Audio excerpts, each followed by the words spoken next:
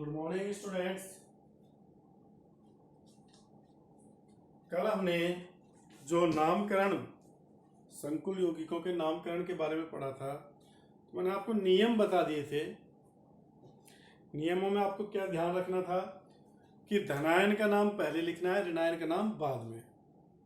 चाहे वो धनायन सरल आयन है, चाहे वो जटिल या संकुल भाग है। संकुल भाग के नामकरण में पहले लिगेंडों के नामकरण करते हैं, उसके बाद सीएमए का नामकरण करते हैं, केंद्रीय धातु परमाणु का नामकरण।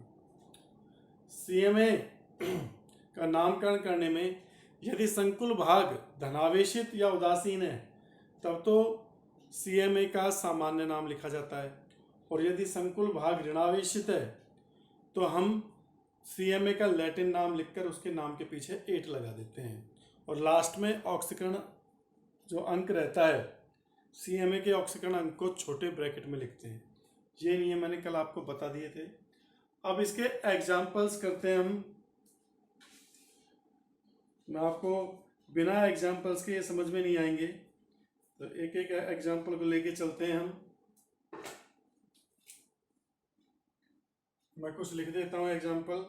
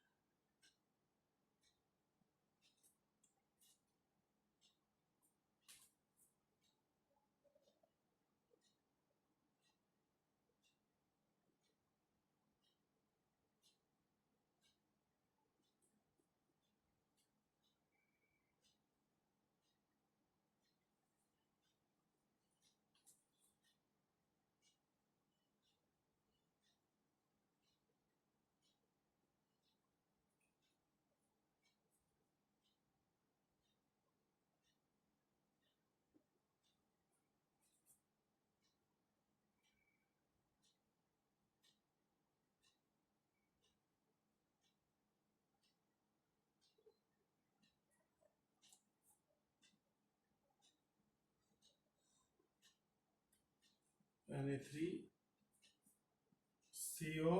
NO2 का होल 6। एक और लिख लेते हैं, वो 6 हो जाएंगे।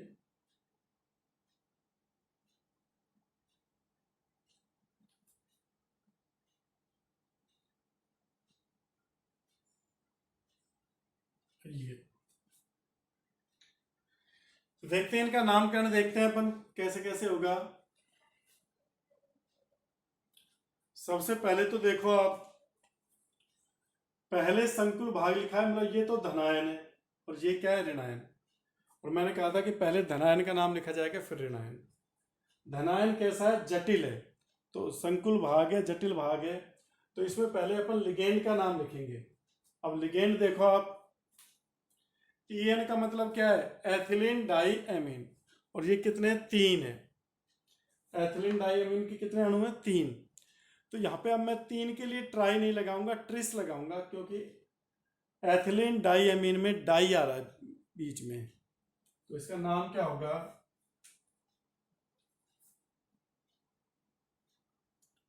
ट्रिस, फिर स्मॉल ब्रैकेट इसमें लिखेंगे ethylenediamine, ethylenediamine, bracket बंद कर देंगे। उसके बाद केंद्रीय परमाणु धनावेशित है, तो सामान्य नाम ही आ जाएगा इसका।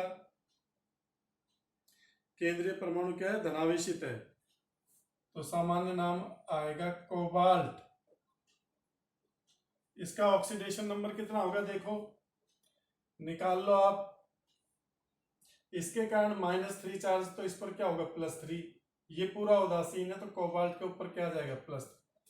तो ये कोबाल्ट की ऑक्सीकरण अवस्था लिख देंगे, कोबाल्ट 3। ये कैसे निकाला, पता लग गया ना, इसका x मान लो, एथिलीन डाइअमीन उदासीन होता है तो x प्लस 0, और इसके कारण इस पर +3 चार्ज है, इधर इनके कारण -3 है, तो +3, तो x बराबर +3 आ जाएगा।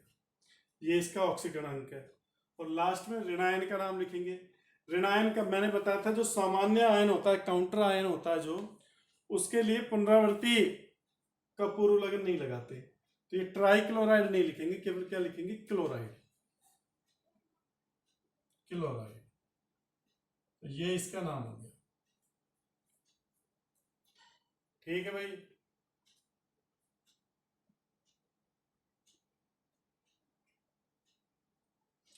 अब इस पर आ जाइए। हाँ भाई, इसमें धनायन तो सरलायन है, और जो ऋणायन है वो क्या है, जटिल है। तो पहले तो इसका नाम लिख दो, पोटेशियम का, पोटेशियम।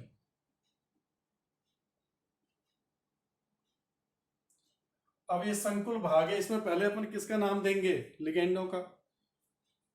क्लोरीन के हैं 4 है, तो क्या लिखेंगे, टेट्रा क्लोरिडो, पोटेशियम टेट्रा क्लोरिडो। सीएम में क्या है, मरकरी, पर ऋणावेशित है तो मरकरी सामान्य नाम नहीं लिखेंगे, इसका नाम के पीछे क्या लगाएंगे, 8, तो ये क्या हो जाएगा, मर्क्यूरेट, क्या हो जाएगा, मर्क्यूरेट, मर्क्यूरेट,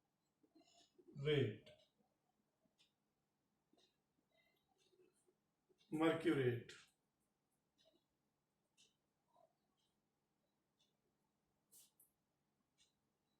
इस पे आएगी मर्क्यूरेट। इसका ऑक्सीकरणांक पता करो भाई। तो देखो यहाँ पे K2 है, तो इस पर +2 चार्ज है, तो इस पर क्या होगा, -2। Hg का x मानो, क्लोरीन के कारण -4 और ये -2, तो x बराबर क्या होगा, ये +4 होगा, +4 में से -2 गया तो +2, तो मर्क्यूरेट सेकंड, ये आ जाएगा, ये इसका नाम हो जाएगा, पोटेशियम टेट्राक्लोरिडो मर्क्यूरेट। और देखिए,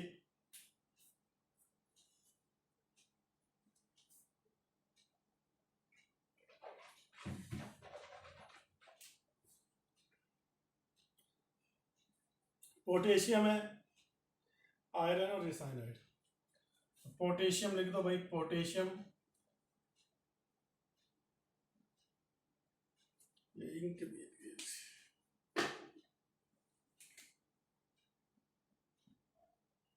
पोटेशियम, अब देखो यहां पर हेक्सासाइनो, संकुल भाग ऋणावेशी था ना, तो लिगेंड का नाम लिखेंगे हेक्सा साइनो, क्योंकि साइनो के 6 हैं। और फिर आयरन, पर ये ऋणावेशित है, तो आयरन के लिए अपन क्या लिखेंगे, फेरेट, 8 लग जाएगा। ऑक्सीकरणांक पता करो, यहां पर +3 चार्ज है, इस पर -3, तो x -6 -3, तो x बराबर +3, तो इसका ऑक्सीकरण का अंक क्या हो जाएगा, 3rd। आगे देखो, यहां पर आयरन का एक ही एटम है, और आयरन की ऑक्सीकरण अवस्था क्या होती है, +3, +2 भी दर्शाता है, लेकिन +3 में ही बनाएगा ये तो +3 है, और इस पर ये -3, +3 होता है तो अपन इसको क्या बोलेंगे, फेरिक, सामान्य ना आयन है जो उसका नाम क्या देंगे, फेरिक, क्योंकि ये +3 ऑक्सीकरण अवस्था में। अगर +2 में मानोगे तो फेरस लिखना पड़ेगा। वही हेक्सासाइनो, हेक्सासाइनो, और आयरन के लिए वही फेरेट आ जाएगा, और ऑक्सीकरण अंक भी कितना निकलेगा, ये -6, ये -3, तो वही +3, ये इसका हो जाएगा। और देखो एग्जांपल, सोडियम है, ये सोडियम धनायन है और ये ऋणायन है। सोडियम सोडियम के 3 है तो ट्राई सोडियम नहीं लिखना, केवल सोडियम लिखोगे, ये तो आवेश निर्धारण में काम आएगा। एक सोडियम के कारण +1 चार्ज होता है, 3 सोडियम है तो +3, तो इस पूरे पर क्या आएगा -3। ये हेक्सा नाइट्रो, ये क्या हो जाएगा आपका हेक्सा नाइट्रो।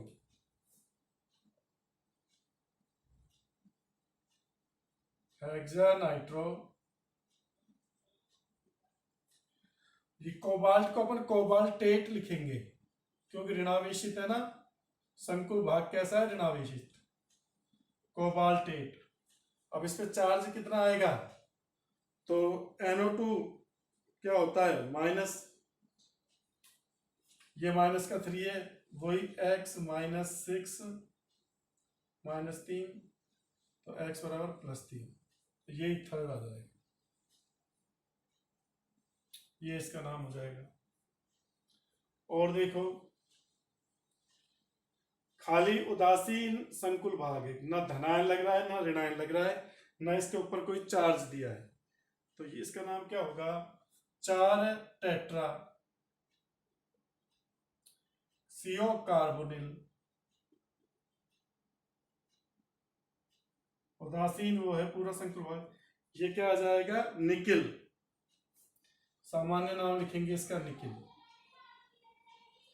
और ऑक्सीकरण अंक क्या है इसका 0, क्योंकि कोई चार्ज नहीं है, ये उदासीन होते हैं कार्बोनिल।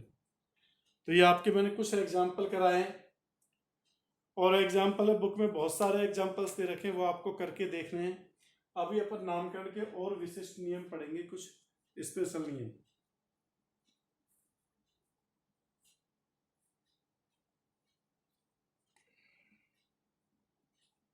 नामकरण के विशिष्ट नियम, कुछ और नियम है स्पेशल केस,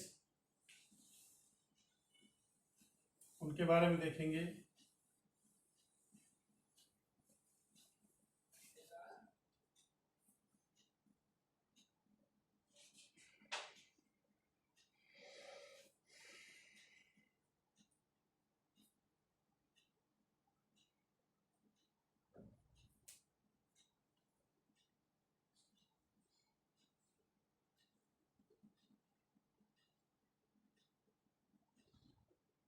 विशिष्ट नियम,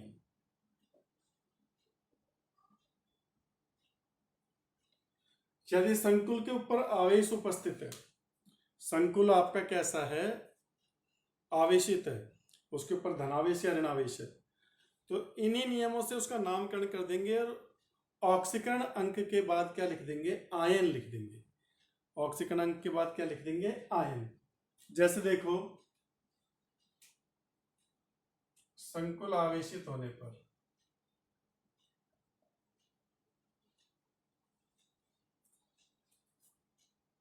आवेशित होने पर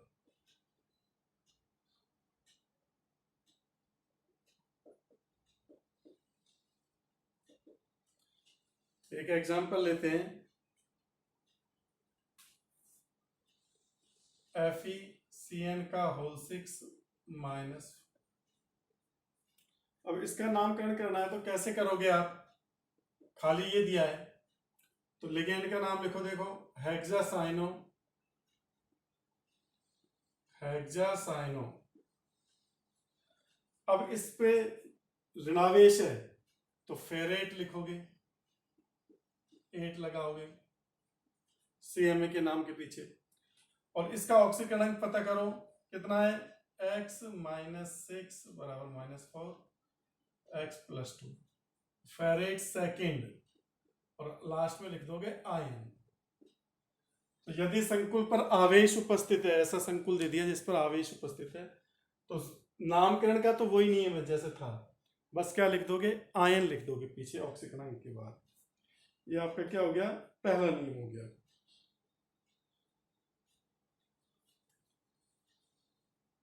इजी है ये।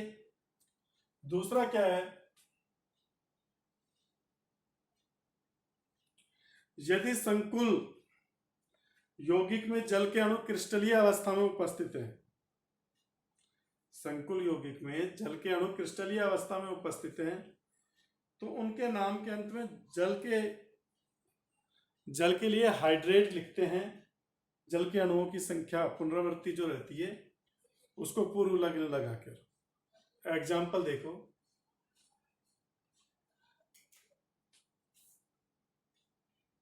क्रिस्टलन जल उपस्थित होने पर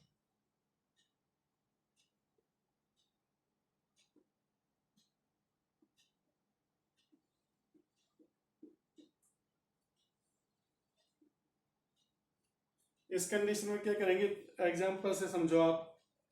जैसे ये है CrH2O का होल 4 Cl2Cl पॉइंट H2। अब इसका नामकरण करना है तो देखो वही सामान्य वो चलेगा।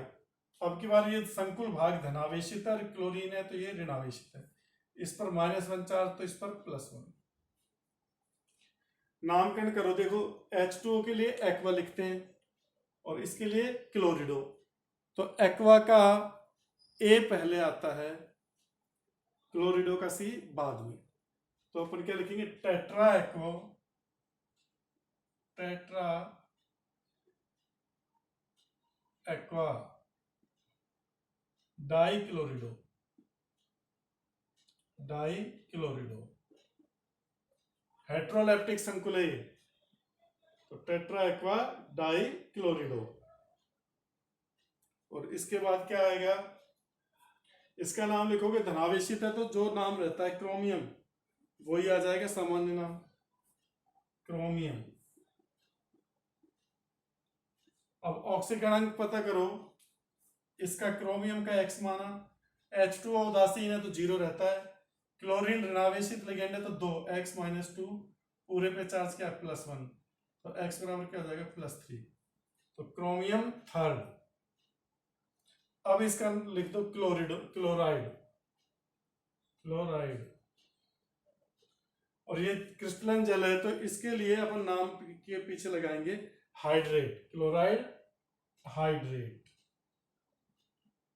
तो हाइड्रेट वर्ड लगा देते हैं, अगर क्रिस्टलन जल उपस्थित है तो लास्ट में क्या लगाएंगे, हाइड्रेट वर्ड लगाएंगे। ये दूसरा नियम है क्रिस्टलन जल उपस्थित होने पर, ठीक है। अगर यहाँ 2H2O होता तो डाई हाइड्रेट लिखते, 3H2O होता तो ट्राई हाइड्रेट, ऐसे, ठीक है भाई।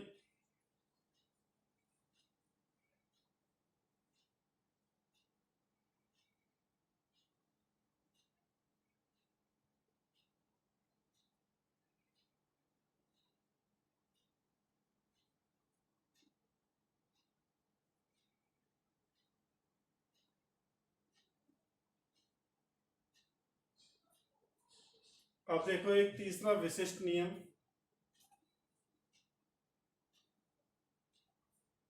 एक और नियम है तीसरा,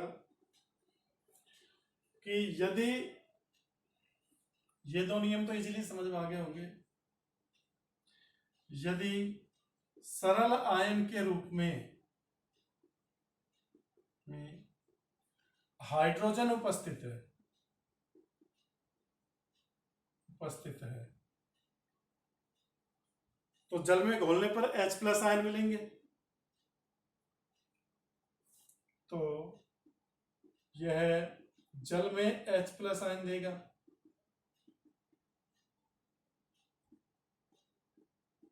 तो अम्ल की तरह बिहेव करेगा। सरल आयन हाइड्रोजन आयन है, ठीक है ना, तो जल में क्या देगा, H+ आयन देगा। तो ऐसे यौगिक के नामकरण में, ऐसे यौगिक के नामकरण में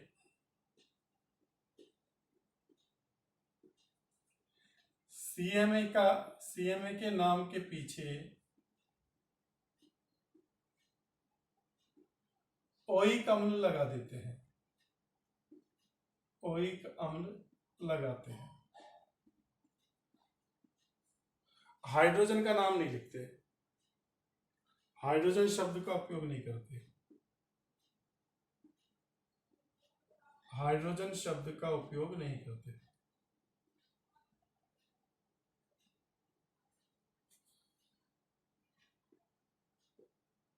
नहीं करते। जैसे देखो फॉर एग्जाम्पल, एग्जाम्पल से समझोगे आप। जैसे ये है H4PtCl6, ये कंपाउंड है H4PtCl6। अब इसका नाम कैसे दोगे? देखो यहाँ पे ये तो धनायन है सरल आयन, और ये क्या है ऋणायन, पर इस हाइड्रोजन का नाम नहीं लिखोगे आप। चार्ज देख लो, H4 है तो +4, तो इस पर -4 चार्ज आएगा। नामकरण कैसे करोगे? हेक्साक्लोरिडो, हेक्साक्लोरिडो। अब ये क्या है?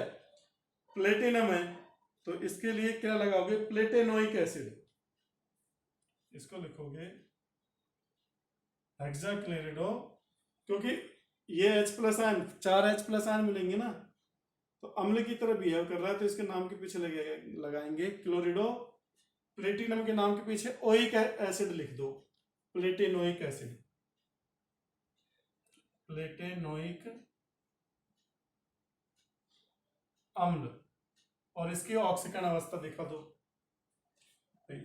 X, ये -6, तो X बराबर +2 सेकेंड, ये नाम होगा।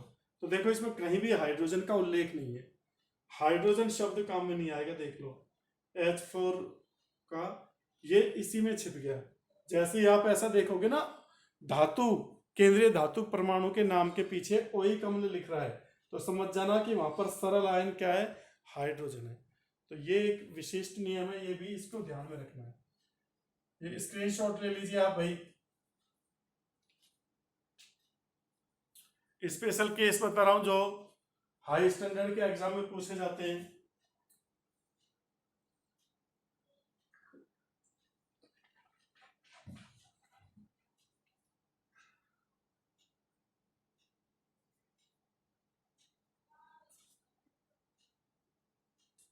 हाँ भाई, ले लिया स्क्रीनशॉट।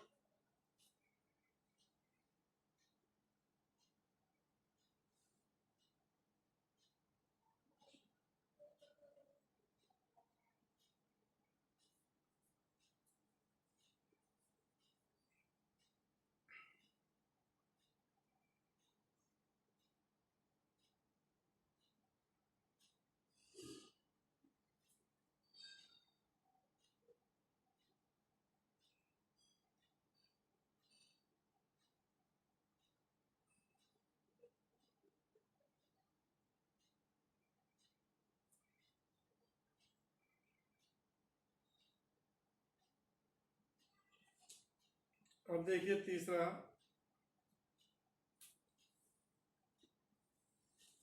चौथा सॉरी,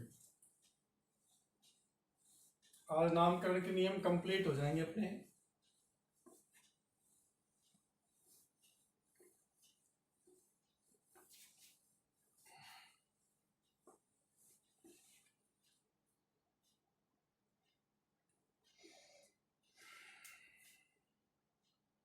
चौथा है, यदि संकुल यौगिक में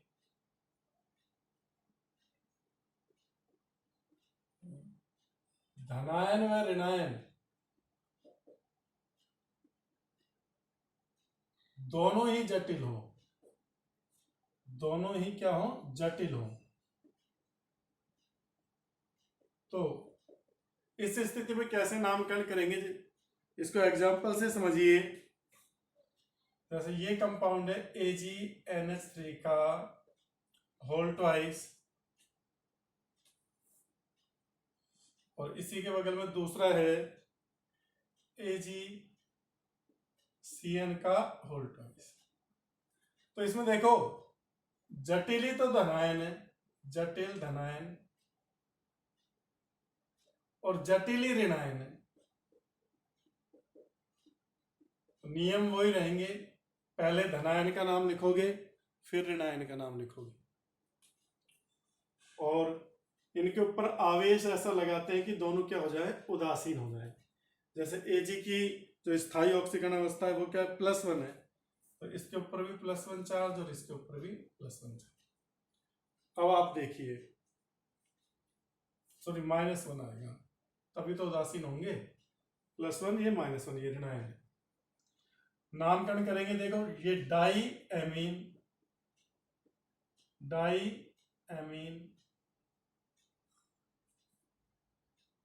धनायन है तो सिल्वर लिख दोगे, सामान्य नाम डाई एमीन सिल्वर। इसका ऑक्सीकरण अंक पता करो भाई, पूरे पे +1 चार्ज है, एमीन उदासीन है, तो Ag पर भी क्या रहेगा, यही चार्ज रहेगा, सिल्वर फर्स्ट। फिर इसका नाम लिखो डाइसाइनो,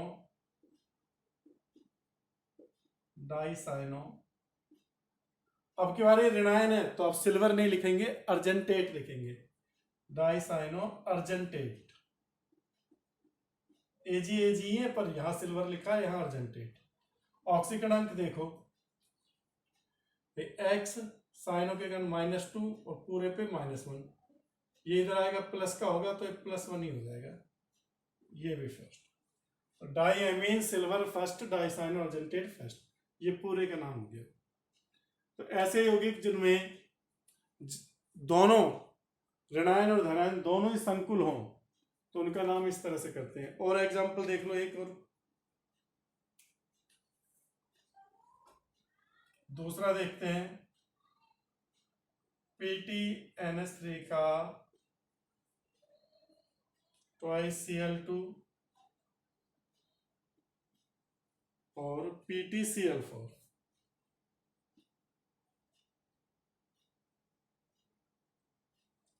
अब इन दोनों का देखते हैं अपन,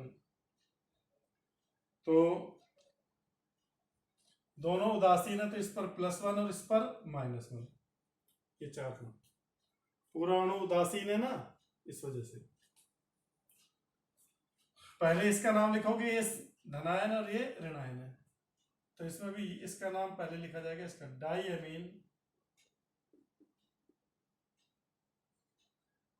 एमीन डाई क्लोरिडो,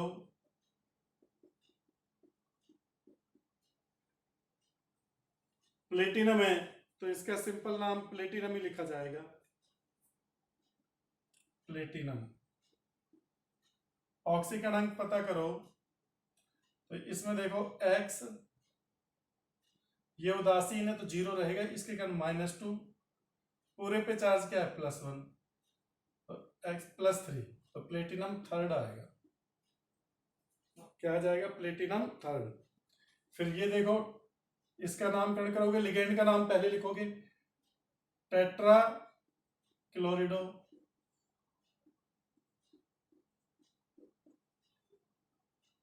अब की बार ये ऋणावेशित है, संकुल क्या है, ऋणावेशित, तो प्लेटिनम की जगह प्लेटिनेट आएगा,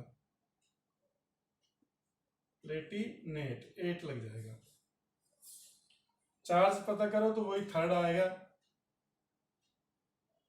ये X, ये -4 और ये -1, -4 इधर आएगा तो प्लस का चार्ज हो जाएगा, ये थर्ड। तो ये एग्जाम्पल हो गए जटिल जो आपके संकुल यौगिक होते हैं उनके नामकरण के। स्क्रीनशॉट ले लीजिए इसका।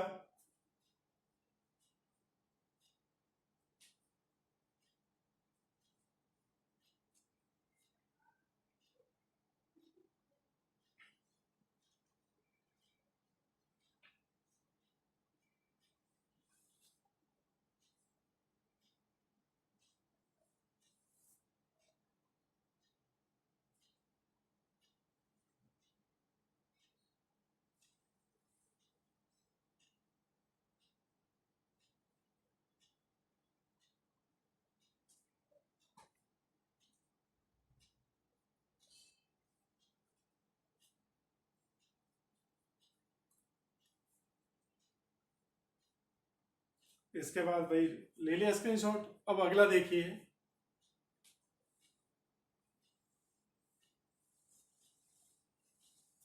कुछ संकुल है यौगिक ऐसे होते हैं जिनमें एक से ज्यादा आपको केंद्रीय धातु परमाणु पाए जाएंगे, उनको अपन बहुकेंद्रीय संकुल यौगिक या बहुनाभिकीय संकुल यौगिक बोलते हैं। और उनमें दोनों धातु परमाणु सेतु लिगेंडों के द्वारा जुड़े होते हैं। जैसे इस एग्जांपल को देखिए आप,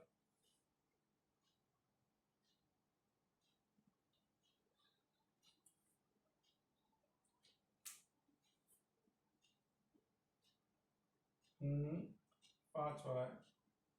ये एग्जाम्पल देखिए,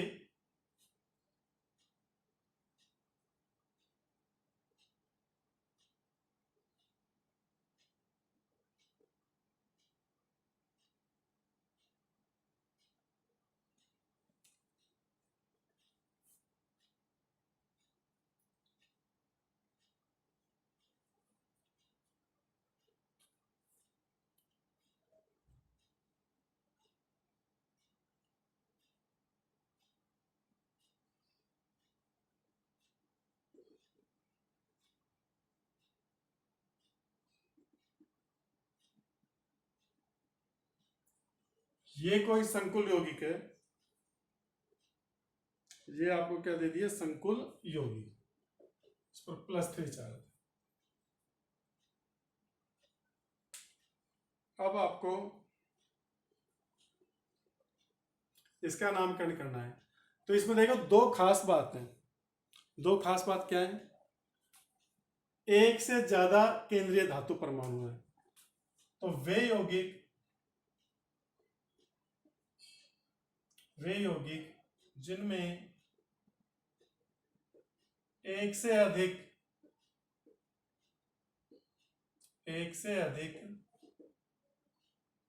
CMA उपस्थित हो,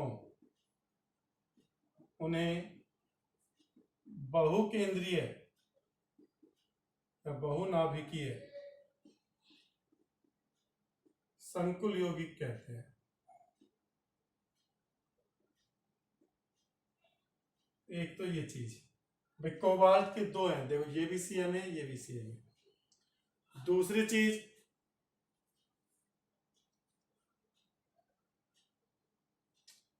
वे लिगेंड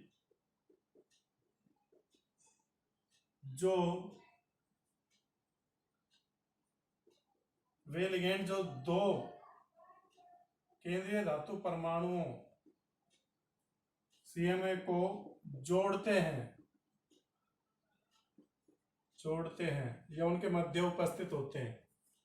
यहाँ पे इन दोनों के में ही है, दो CMA को जोड़ते हैं, उन्हें सेतु लिगेंड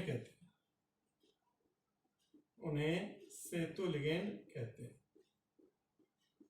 तो सेतु लिगेंड क्या होते हैं? जो दो केंद्रीय धातु परमाणुओं के मध्य उपस्थित हो या उनको जोड़ते हो।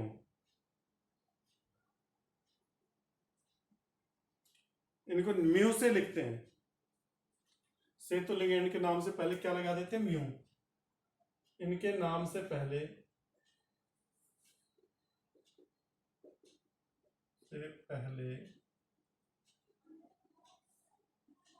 म्यू लगाते हैं।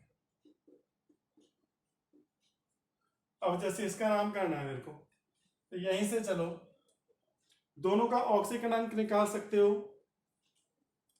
NH के कारण क्या चार्ज रहेगा? -2। और OH -1। तो ये तो क्या हो गया? कोबाल्ट 2x -3A +3, 2x बराबर आएगा, ये इधर आएगा तो +6, और x बराबर क्या हो जाएगा? +3। मतलब इसका भी ऑक्सीकरणांक +3 है और इसका भी ऑक्सीकरणांक 3 है। ये हो गया। तो ऑक्सीकरणांक का अपन को पता ही लग गया। ये उदासीन है। एथिलीन डाइएमीन लिगेंड कैसा था? उदासीन। एमिडो इस पर -2 था। तो अब इसको लिखेंगे कैसे? एथिलीन डाइएमीन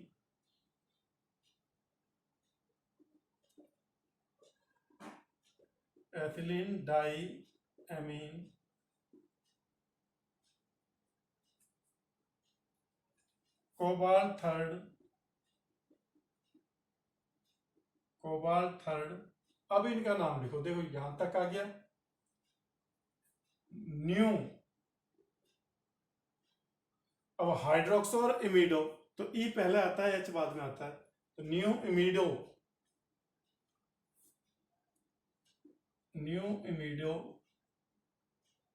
न्यू हाइड्रोक्सो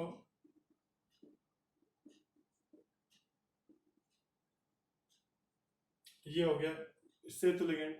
उसके बाद वही एथिलीन डाइअमीन,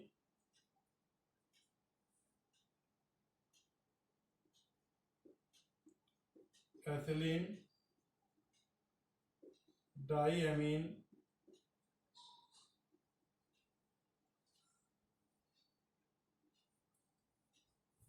कोबाल्ट, इस पर भी क्या है आपसे क्रमांक थर्ड, कोबाल्ट थर्ड। तो ये इसका पूरा नाम होगा, मतलब इधर का नाम लिख दिया, इधर का नाम लिख दिया, बीच में ये इनके द्वारा जुड़ा हुआ है, ये आपका बनेगा। स्क्रीनशॉट ले लीजिए इसका। सेतु लिगेंड को म्यू से दर्शाते हैं, ये आपको ध्यान में रखना है।